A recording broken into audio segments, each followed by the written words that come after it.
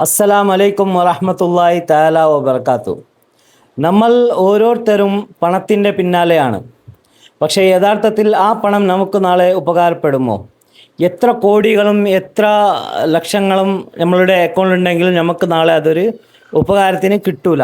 കാരണം എന്താ വെച്ചാൽ നമുക്ക് ഈ ദുനിയാവ് കുറച്ച് സമയമേ നമുക്ക് ചെലവഴിക്കാൻ പറ്റത്തുള്ളൂ.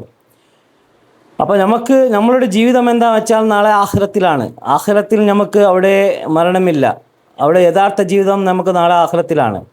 നമുക്ക് യഥാർത്ഥ സമ്പാദ്യം വേണ്ടതും നമുക്ക് അവിടേക്കാണ്.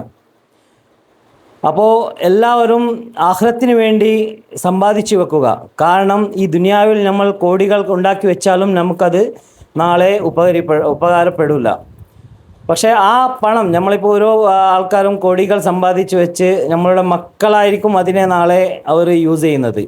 അപ്പോൾ അവിടെ എന്തിനാണോ അവർ ചെലവഴിക്കുന്നത് ആ രീതിയിലായിരിക്കും നമുക്ക് നാളെ ആഖിറത്തിൽ കിട്ടുന്ന ബെനിഫിറ്റ്.